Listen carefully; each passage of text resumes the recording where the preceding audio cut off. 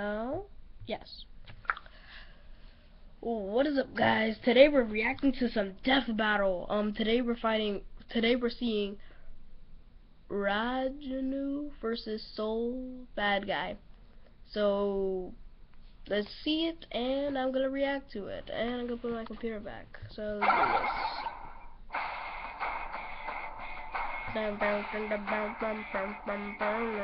No anime tough guy trope is complete unless he has outrageous spiky hair, a sword that's clearly compensating for something, and belts. Lots and lots of belts. True. Ragna, the Bloodhead. And Soul Badguy, the flame of corruption. He's Wiz and I'm Boomstick. And it's our job to analyze their weapons, armor, and skills to find out who would win a death battle.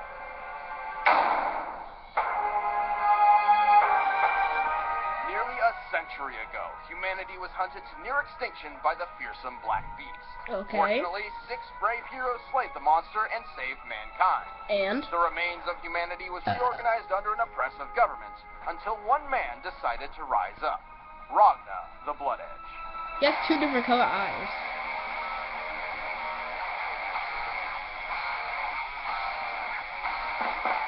Baggy pants, He looks giant cool. sword, brooding personality. Ragna has tragic backstory written all over him. I'd actually go with gruesome. As a young child, he and his siblings were confined in an experimental facility as lab rats. Bummer. What were they trying to do? Bounty $90,000 million billion dollars. Who also happened to be the most feared warrior on the planet. However, things took a darker turn when Ragna's sister Saya grew very sick. With what? Aww. Sickness? No one knows. Ragna took Saya under his wing, but their younger brother Jin was irritated that Ragna was not spending more time with him. Being a reasonable guy, he decided the only solution was to murder his brother. Oh yeah, that makes a ton of sense. I'm lonely. I'll kill one of the only people I care about. Great plan. So then a maniacal hipster villain named Yuki Terumi showed up out of nowhere, helped Jin impale Ragna through the chest, and then cut off his arm for good measure. Why? How? No one knows. Have you familiarized yourself with that phrase yet? Good, because it's not stopping anytime soon. Moving on, for sanity's sake, Ragna would have been done for until an omniscient, time-traveling, pig-tailed vampire descended from the heavens, snapped her fingers, magicked him a new arm, and left. No, don't think, just accept. Surprisingly still conscious, and apparently an expert of things that have never happened before, Ragna instantly recognized his new appendage as an azure grimoire. A piece of the Black Beast, which Ragna can use to manipulate Caesar. Caesar is a radioactive energy left behind by the Black Beast all over the world. Like magic. Well, no, magic is totally different. But it lets him... Be back in a minute.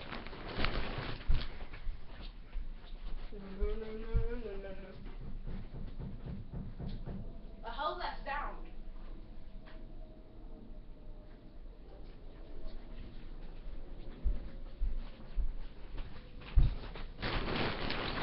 I'm haunted right now. I guess I'm haunted. Do magic type stuff. Yes. Okay. Well, after missing out on the maiming and resurrection of Ragna, Jubei the cat ninja returned and decided to teach him the ways of combat. Where the hell was he Is before? there a game of him? No one knows. Probably destroying someone's furniture or pissing in their shoes. Through his training, Ragna's control over Caesar became practically unmatched. He can form various parts of the Black Beast in combat, transform his own arm into razor-sharp claws, or drain the soul of his foe through his strikes.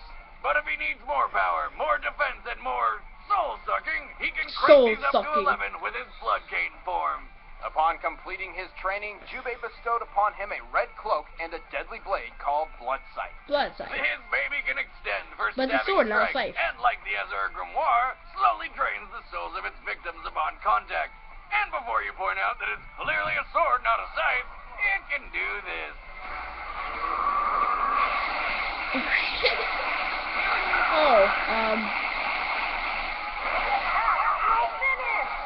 Ragna's angsty rage took him on a world I stand tour of corrected. single-handed government smashing, earning him the nickname the Grim Reaper, and racking up an unprecedented bounty of 90 billion, whatever their currency is. No one knows. And despite being the largest bounty of all time, he still freely walks the world on foot and in public with no attempt to disguise himself whatsoever. Probably because nobody wants to piss him off. We're talking about a guy who treats getting knocked through solid concrete as an inconvenience, has survived multiple impalings through the chest, took out hundreds of armed officers without breaking a sweat, and obliterated an entire street with a single one-hand sword strike. Ragna is referred to by some as the most powerful man in the world, but he's also known as a risk-taker with a short temper. And despite being trained by the most dangerous kitty cat in the world, Ragna is obviously nowhere near Jubei's level of skill, who terrifies even the deadliest villains of the series. But after all was said and done, Jubei left Ragna with a dire warning. Never think of the Azure Grimoire as your own. Which is kind of bullshit. I mean, it's attached to him, so I'm pretty sure he's got dibs. Well, he does, but if he loses control over it, it can transform him into the Black Beast itself. In fact, Ragna was the original Black Beast, sent back in time after falling into a magic cauldron. The two were somehow separated and did battle in the past. These events would repeat themselves in a 100-year time loop until this chick saved Ragna from falling into that cauldron, stopping the Black Beast from appearing in the past in the first place.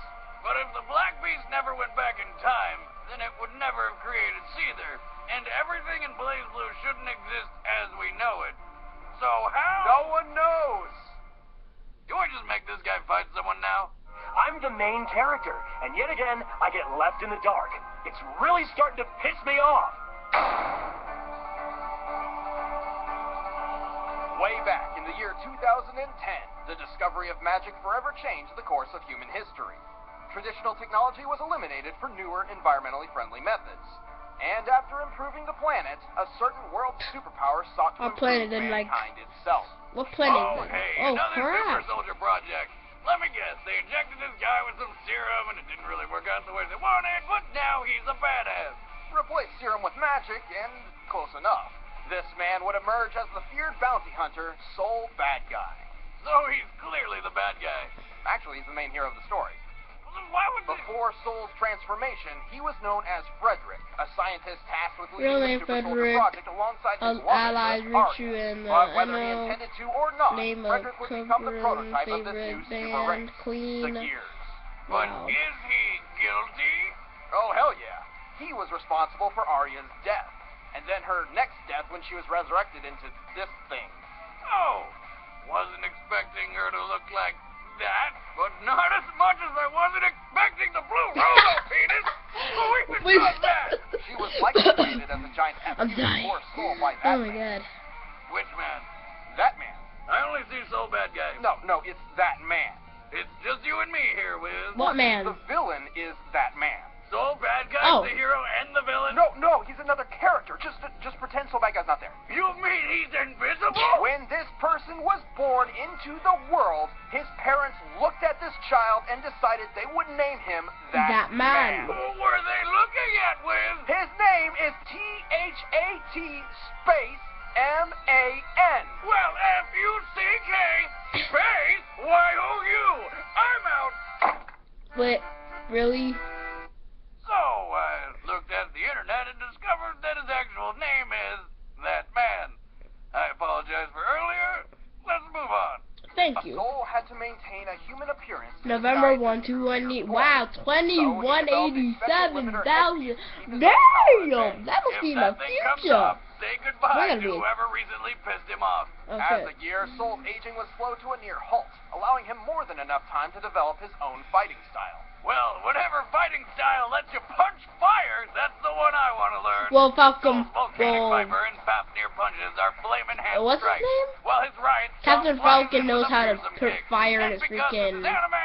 Soul can trigger his second form, the Dragon Install. Falcon Punch, which is made out of fire, so. Tap into a fraction of his full gear power, boosting his strength, speed, and healing ability. The drawback, he can only sustain this power for so long, and afterward, he's left vulnerable. As Soul wandered the Earth, that man began a plan for world domination using an army of gears. In response, Soul put together a gear obliterating I really want this game. Outrage, That game looks which looks like the awesome. world's most complicated I might play it for my opener. game series.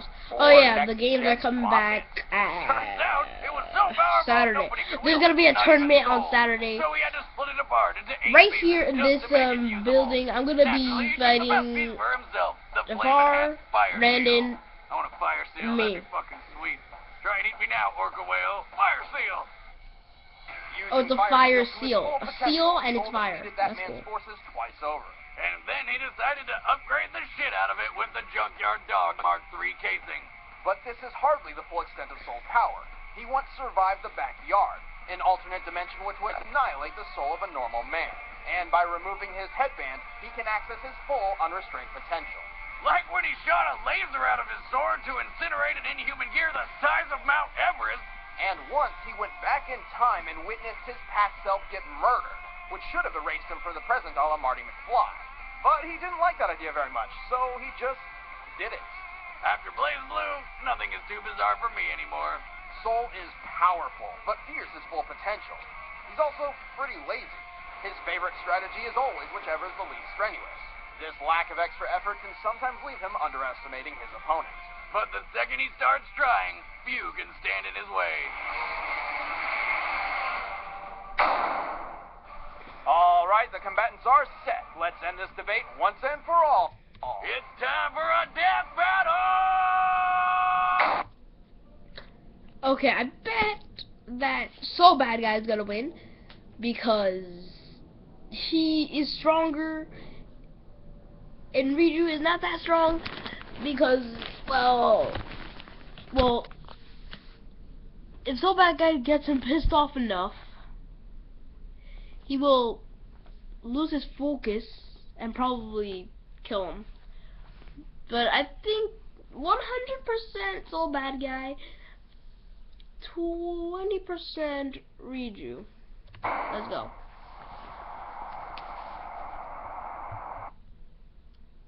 Ah, fuck. In the next part, because I'm running out of time. Peace out.